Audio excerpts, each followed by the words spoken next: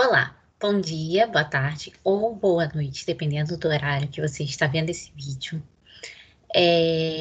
Esse vídeo ele é dedicado aos alunos principalmente da turma 1802, do oitavo ano, da Escola Municipal Figueiredo Pimentel. E hoje eu vou falar um pouquinho com vocês sobre paródia, paráfrase, né, e intertextualidade de uma maneira geral. A primeira coisa que a gente tem que entender quando a gente fala sobre intertextualidade é que a intertextualidade, esse nome grandão que parece difícil, né, fala sobre um diálogo entre os textos, tá? Então, quando um texto ele tem um diálogo com outro texto, a gente vai dizer que existe uma intertextualidade, seja uma intertextualidade explícita ou uma intertextualidade implícita. O que eu quero dizer com isso? Por exemplo, quando eu estou contando uma história e eu falo assim, porque a menina ela saiu sozinha de casa no meio da pandemia e foi entregar doces para a vovozinha, né? Falei isso, por exemplo.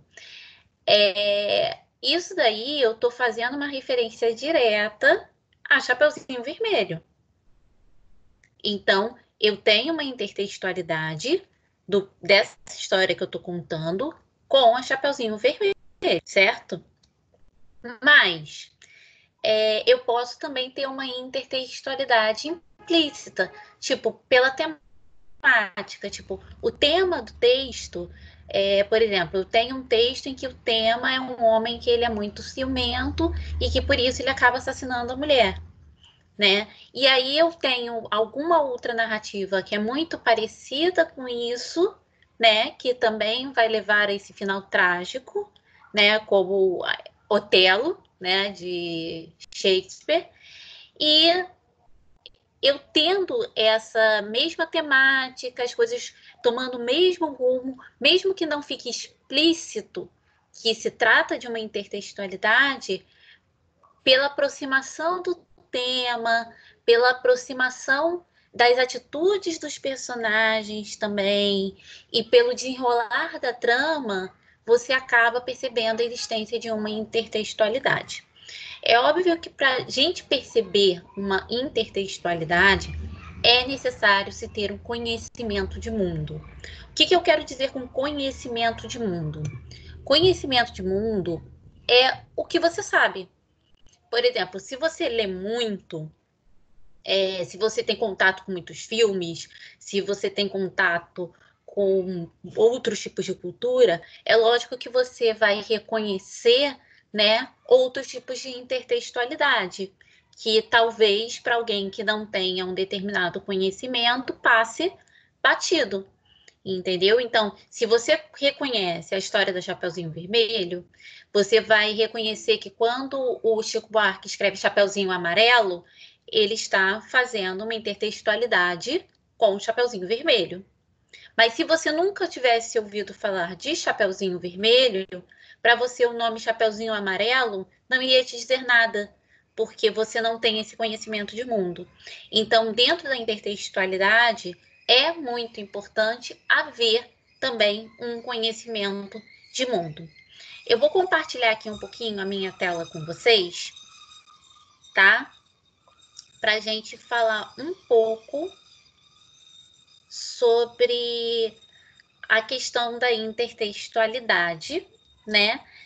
Eu vou começar falando da intertextualidade dentro de um texto que é bem comum, que muita gente conhece, né? Que é figurinha carimbada quando se fala sobre intertextualidade. Então, vamos lá. Aqui. O primeiro trecho é da primeira geração romântica, né? E aí fala, minha terra tem palmeiras, onde canta o sabiá. As aves que aqui gorjeiam, não gorjeiam como lá, tá? Isso daí, eu esqueci o nome do autor, me deu um branco danado, mas eu vou falar daqui a pouquinho o nome do autor, tá? Isso daí, Gonçalves Dias. Esse texto aí é do Gonçalves Dias. E é um texto da primeira geração romântica, né, que foi um período literário no Brasil em que se queria exaltar né, a nacionalidade, o Brasil como um lugar maravilhoso, enfim. Então, esse é o texto que a gente vai chamar de texto-fonte. Foi o primeiro a falar dessa forma. Minha terra tem palmeiras onde canta o sabiá, as aves que aqui gorjeiam não gorjeiam como lá. E aí vem, né, no modernismo, que foi uma fase literária em que se procura fazer uma ruptura, né, com os paradigmas da literatura, enfim, uma ruptura mesmo em busca de uma literatura que fosse, de fato, nacional, que não estivesse imitando uma literatura europeia, né? E aí o Oswald de Andrade, ele escreve: Minha terra tem palmares onde gorjeia o mar. Os passarinhos daqui não cantam como os de lá. Esses dois textos, eles são parecidos? Um lembra o outro? Claro que lembra. A gente tem aqui o canto sabiá, os passarinhos, a questão do cantar, a questão do gorjeio. A gente tem essas coisas que nos fazem lembrar. Mas os dois estão falando da mesma coisa, né? Então a gente tem que pensar nisso também. Apesar de serem parecidos, esses dois textos, eles mostram ideias que são opostas, que são contrárias. Na verdade, o texto do Oswald de Andrade está contradizendo o texto do Gonçalves Dias, porque o Gonçalves Dias diz: Minha terra tem palmeiras onde canto sabiá. E aí, numa forma de crítica, né, o Oswald de Andrade vai dizer: Minha terra tem palmares. E aí ele está se referindo mesmo ao zumbi dos palmares, entendeu? Então ele está sendo crítico a algo no Brasil, tá? Então ele não está sendo, como eu posso dizer, ele não está reafirmando a ideia desse texto original, tá? Ele, pelo contrário, ele está desconstruindo a ideia do texto original. Quando a gente vê, por exemplo, a gente pode pensar na intertextualidade dentro do texto somente, mas a intertextualidade ela não está somente dentro do texto, ela pode aparecer em campanhas publicitárias, ela pode aparecer em obras de arte. Então eu coloquei aí esse desenho que a gente tem a Mona Lisa, né, do Leonardo da Vinci, de 1503, e a gente tem a Mona Lisa, que na verdade é a Mônica, né, vestida aí de Mona Lisa, fazendo uma referência. Isso é uma intertextualidade, porque está fazendo uma releitura desse quadro, tá? E quem conhece a Mona Lisa do Leonardo da Vinci, quando vê a Mônica vestida desta forma, com essa ambientação, com esse cenário, vai reconhecer aí a Mona Lisa do Leonardo da Vinci, certo? Quando eu falo sobre intertextualidade, existem alguns tipos de intertextualidade que são muito importantes, tá? Não é que existam só essas, existem várias, né? Mas existem dois tipos principais que eu gostaria muito que vocês tivessem em mente, que é a paródia e a paráfrase, tá? Esses dois tipos de intertextualidade, eles vão fazer uma referência, em geral, explícita ao texto, mas cada um vai trabalhar de uma forma praticamente oposta. Nesse livro aqui, vamos para ver, do Afonso Romano de Santana, Paródia, Paráfrase e Companhia, ele fala que a paráfrase ela é uma estilização positiva e a paródia é uma estilização negativa. O que isso quer dizer? Que a paráfrase vai concordar com o texto original, é algo positivo. E a paródia vai discordar do texto original. Geralmente vai criticar o texto original. Geralmente vai estar contra a ideia desse texto original. Por isso, é uma estilização negativa, tá? Então, quando eu vou pensar nesses dois tipos, eu tenho que pensar nisso. Que eu posso ter uma paródia ou posso ter uma paráfrase. E aí, eu coloquei para vocês aqui 3 textos, tá? O primeiro, que é o principal, né? Que é o texto de origem. A gente chama o texto de origem, o texto original, o texto de referência, aquele em que os outros vêm a se inspirar depois, tá? Então, o texto original, o texto de origem, o texto de referência, é esse primeiro que aparece aqui, que é do Carlos Drummond de Andrade, que é o poema de Sete Faces, em que ele fala: quando nasci, um anjo torto, desses que vivem na sombra, disse: vai, Carlos, ser gaucho na vida. Ser gaucho é ser torto, tá? Gaucho tem a ver também com canhoto, é ser torto. E aí, logo em seguida, né, pouco depois, vem Adélia Prado, com o poema Com Licença Poética. Esse poema do Carlos Drummond de Andrade é o poema de Sete Faces. E aí vem Adélia Prado com Licença Poética, e ela fala: quando nasci, um anjo esbelto, destes que tocam trombeta, anunciou: vai carregar bandeira, cargo muito pesado para a mulher, esta espécie ainda envergonhada. Aceito os subterfúgios que me cabem, sem precisar mentir. Vamos prestando atenção nos textos. E aí vem, por fim, né, uma música do Chico Buarque, chamada Até o Fim, que ela tem uma interpretação muito boa, se eu não me engano, pelo Ney Matogrosso.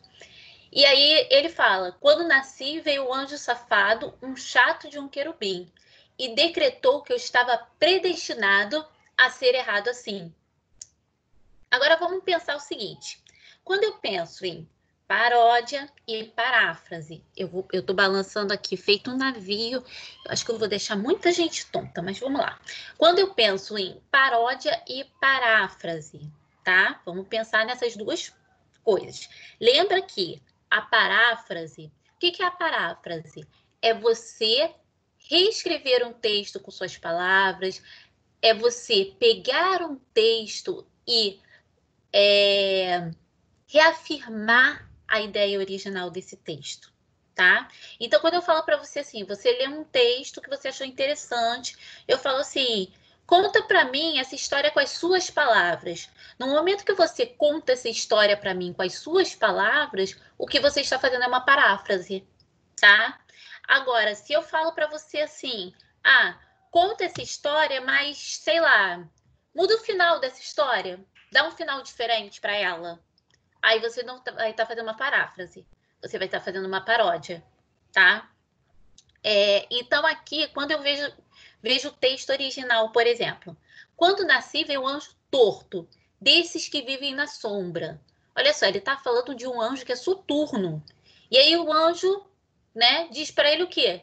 Vai, Carlos, ser gaucho na vida. Isso vai ser torto, vai ser errado na vida, né? E aí a gente tem o texto da Adélia Prado. E como é que é esse anjo da Adélia Prado? Ela fala: quando nascia um anjo esbelto, desses que tocam trombeta, anunciou: vai carregar bandeira. Olha só, ela não está falando aqui de um anjo que vive na sombra, ela não está falando de um anjo que é desses que vivem nas profundezas. E ele não anuncia a ela ser torta na vida. Ele anuncia a ela que ela deve fazer o quê? Carregar bandeira. Isso é, ir à frente, tomar destaque. Então, eu posso dizer que a ideia do texto da Adélia Prado é a mesma ideia que a gente vê no texto do Carlos Drummond de Andrade? Eles dois têm a mesma ideia. Um texto faz referência ao outro, isso é muito claro, né? Existe uma intertextualidade, mas o texto da Adélia Prado, que faz uma intertextualidade com o texto do Carlos Drummond de Andrade, ele está fazendo o quê? Uma paródia ou uma paráfrase? Ele está reafirmando o que o Carlos Drummond de Andrade disse, isso é uma paráfrase, ou ele está construindo algo completamente diferente. Ele está indo contra o que o Carlos Drummond de Andrade disse, indo ao contrário, falando diferente, né? Isso já seria uma paródia. Então, vamos pensar um pouquinho. Só dele falar assim: quando nasci veio o anjo torto, e ela falou: quando nasci veio o anjo esbelto, no primeiro verso vocês já matariam isso. Porque aqui, gente, é o contrário. Torto não é sinônimo de esbelto, tá? São coisas que são contrárias. Aí fala desses que vivem na sombra, desses que tocam trombeta. Os que vivem na sombra são anjos renegados. Anjos que tocam trombetas é um anjo que tem um destaque. E aí fala, vai carregar bandeira, isso é, você vai ter um destaque na sua vida. E para ele não, para ele diz, vai ser gaucho na vida, vai ser torto. Então quer dizer, aqui o que a gente tem é uma paródia, porque a Adélia Prado, ela vai contra, né? Ela falou o contrário do que o Carlos Drummond de Andrade disse lá no poema de Sete Faces. E aí, né, nós temos nosso caro Chico Buarque, que vai dizer aqui: quando nasci, veio o anjo safado, o chato do querubim, e decretou que eu estava predestinado a ser errado assim. Esse já é mais recente, né? E aí, vamos pensar aqui. Claro que o Chico Buarque, aqui, ele faz uma referência, ele tem uma intertextualidade também com o poema de Sete Faces do Carlos Drummond de Andrade. E aí, quando ele fala assim, quando nasci, veio um anjo safado. E o Carlos Drummond de Andrade diz, quando nasci, veio um anjo torto. Um anjo torto e um anjo safado, né, vamos dizer assim, eles são coisas que são próximas, né? E aí fala aqui, o Carlos Drummond de Andrade fala, desses que vivem na sombra, disse, vai, Carlos, ser gaucho na vida. E o Chico Buarque fala, o chato do querubim, e decretou que eu estava predestinado a ser errado assim.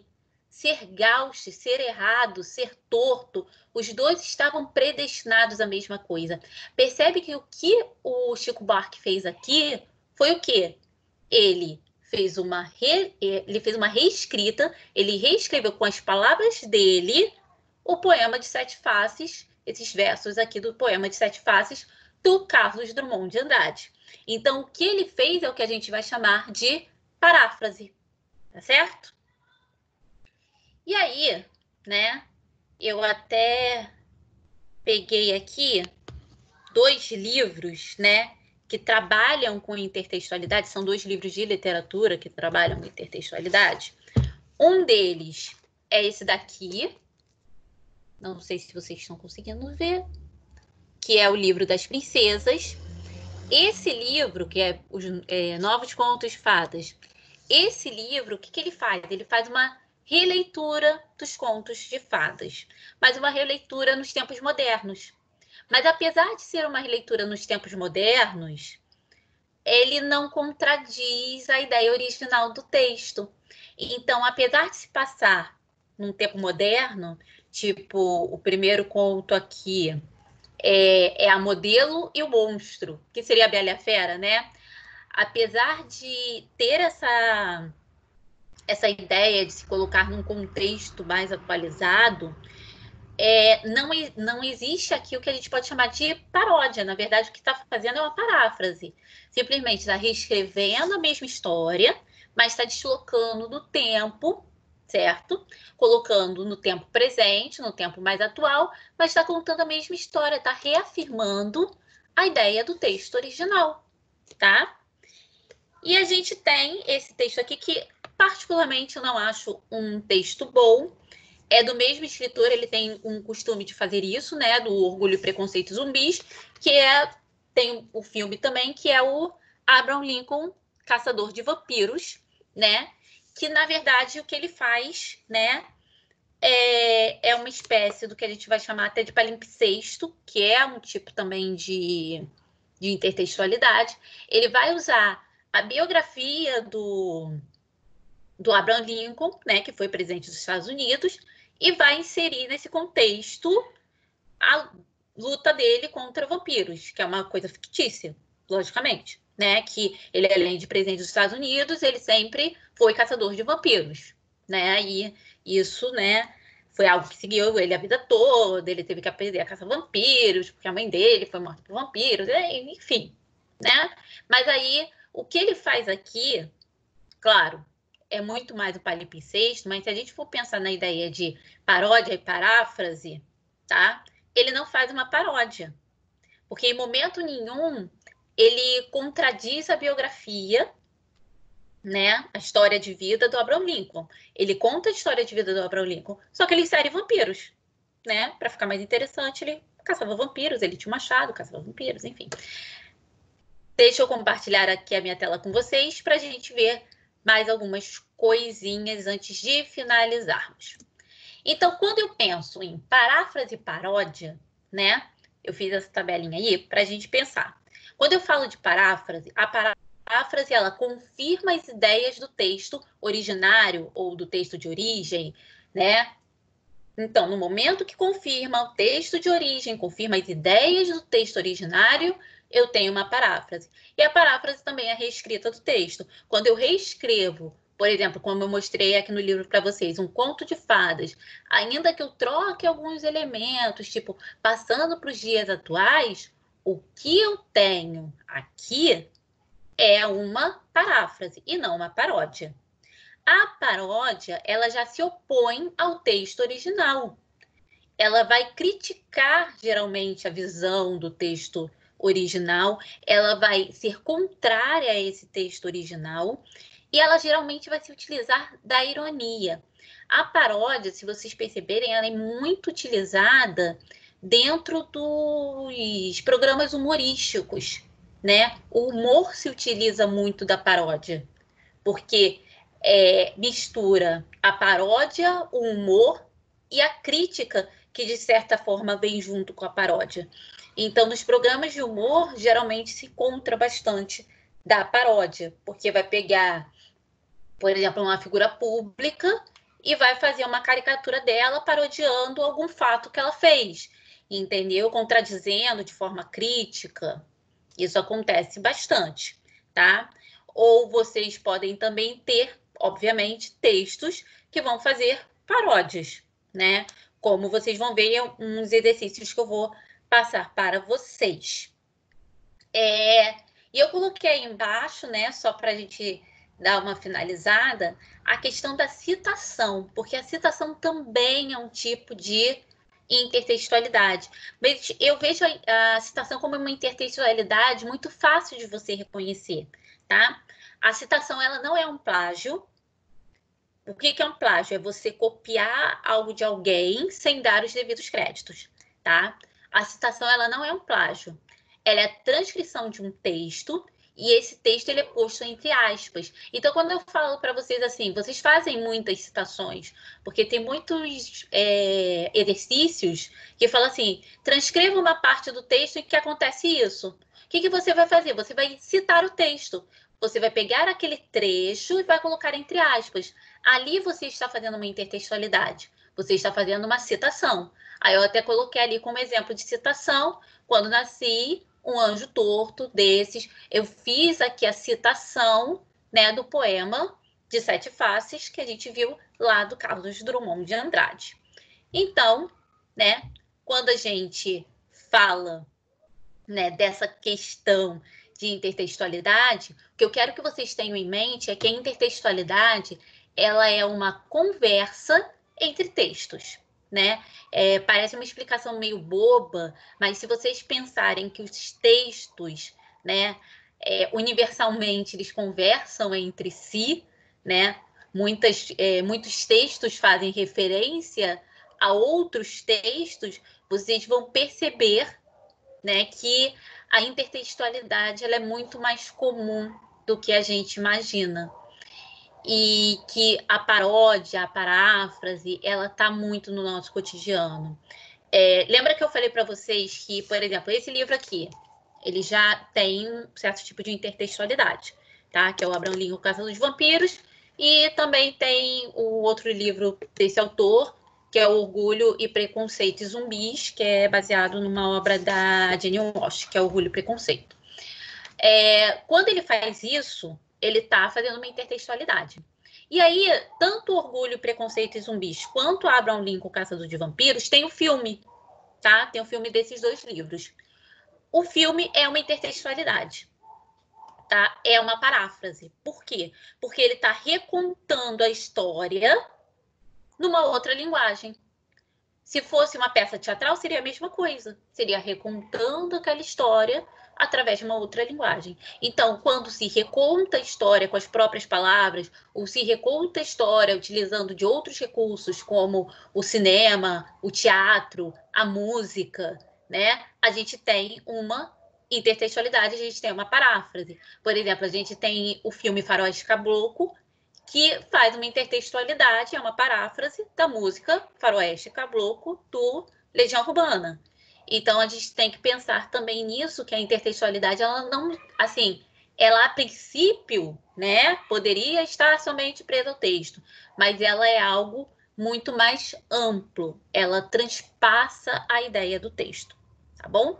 Então, essa foi a explicação sobre intertextualidade, paródia, paráfrase, e até a próxima!